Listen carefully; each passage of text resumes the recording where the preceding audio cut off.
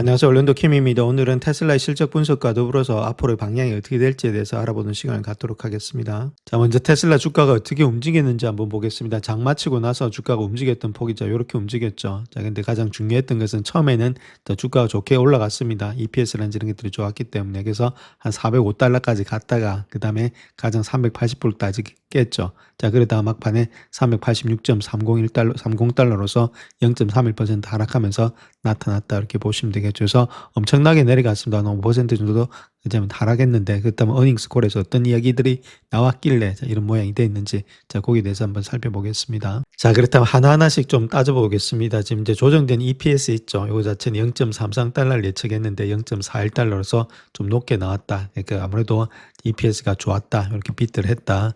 자, 그 다음에 이제 자동차 그로스 마진 있죠. GP 마진은 총 마진입니다. 이거 자체가 등록세를 제외하고 19.2% 나왔다는 겁니다. 기대치가 15.5%였는데, 자, 그렇다면 우리가 한번 생각해 봐야 될 것이, 저 그로스 마진 있죠. 이거는 총 마진은 매출에서 매출의 원가를 뺀 거죠. 레버뉴에서 코스트 오브 레버뉴를 뺀 거다. 이렇게 보시면 되는데, 자, 그렇다면 좀 매출은 뭐 그렇게 안 늘었는데, 결론적으로 말해서 요거 원가가 많이 일단 줄어들었다는 말입니다. 원가가 줄어들으니까 마진이 많이 늘어났겠죠. 원가가 줄어들었다는 말은 아직 말해도 여러 가지 수직 계열화, 배터리도 자기가 스스로 하고 있고, 리튬 이런 것들도 자기가 다 하고 있죠. 자, 그런 것들이 실질적으로 반영이 돼서 자동차 마진이 많이 증가되고 있구나. 자, 그런 걸 우리가 아실 수가 있겠고. 자, 그 다음 두 번째는 자, 에버리징 셀링 프라이스 있죠. 자, 자동차 한 대당의 지금 평균 판매 단가입니다. 그거 자체가 지금 44,300달러인데 예측치가 41,300달러니까 1,000불이 높죠. 자, 그러니까 이런 것들도 아무래도 판매 단가가 높았기 때문에 마진이 많았다. 이렇게 보시면 되겠고.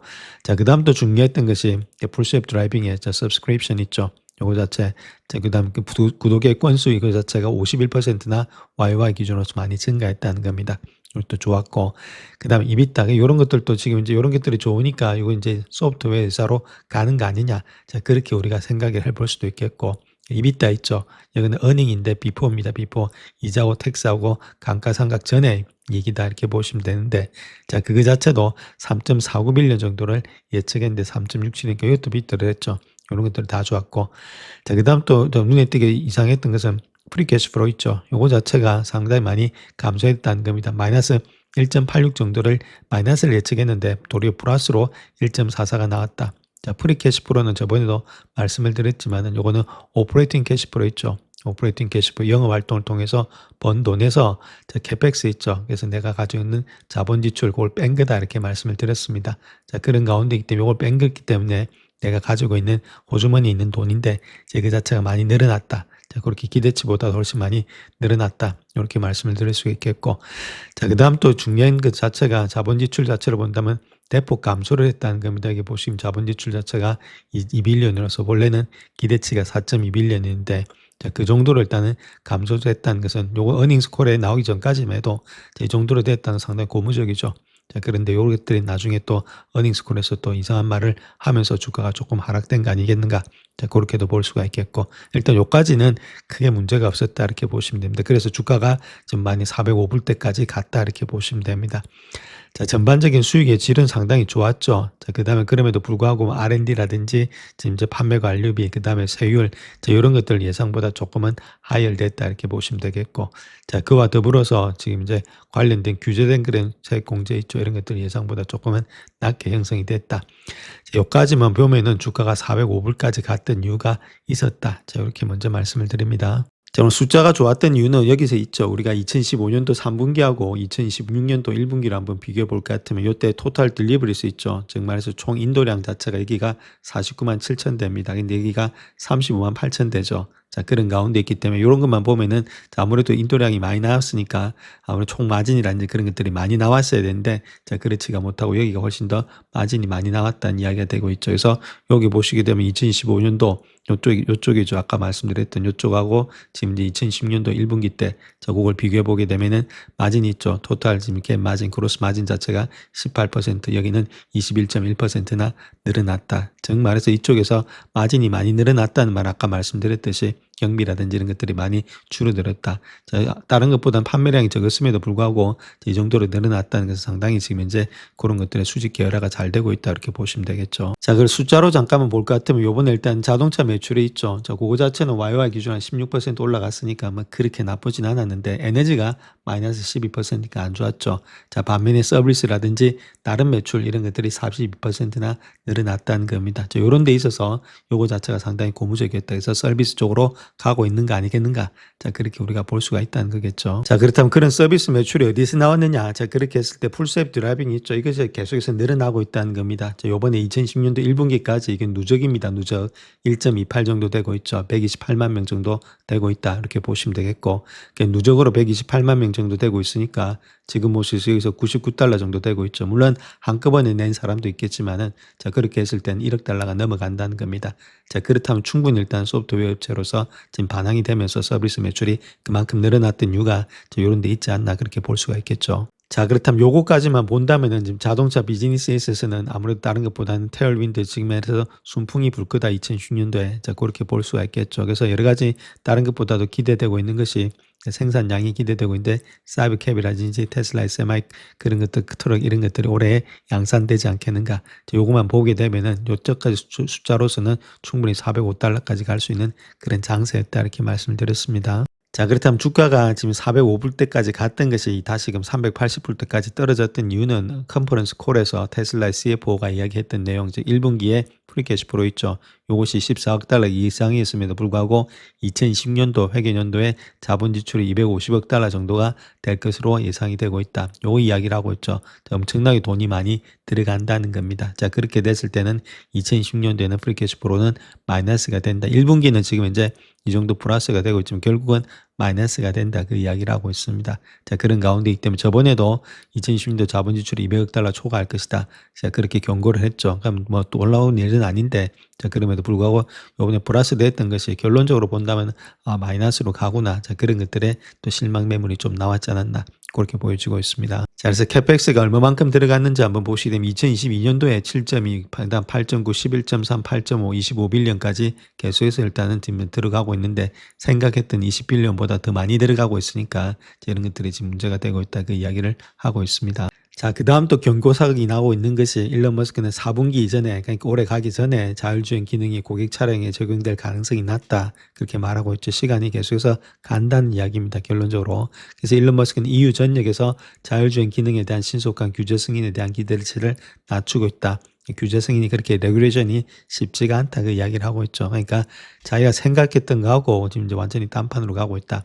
가기는 가는데 시간이 너무 늦어지고 있다. 자, 그것이 지금 이제 두 번째 아킬레스건이다. 그렇게 말을 하고 있습니다. 현재 테슬라에 있어서 로보택시 있죠. 이거 자체가 플랜이 어떻게 되고 있는지 커버리지가 어떻게 되고 있는지 한번 보시게 되면 텍사스 있죠. 오스틴, 댈러스, 휴스턴 이쪽에서만 무인으로 램핑이 되고 있다. 그렇게 보시면 되겠고 자, 샌프란시스코 베이에리어 같은 경우는 세이프 드라이브가 있어야 되겠고 그 다음에 포닉스라든지 마이애미, 올랜도, 템파 이런 데 있죠. 자, 거기다 라스베가스는 아직까지는 준비 중에 있다 이렇게 보면 되겠죠. 이런 것들이 시간이 계속해서 지나감에 따라서 상당히 일단 테슬라에 있어서는 좀 아킬레스건이 되지 않겠나 그렇게 보여지고 있습니다. 자, 그렇다면 이때까지 했던 이야기를 갖다가 선수들이 생각하는 내용을 한번 막 바꿔볼 것 같으면 이런 내용이라는 거겠죠. 테슬라의 지금 이제 2010년대 주당 순이익 EPS 추정치 있죠.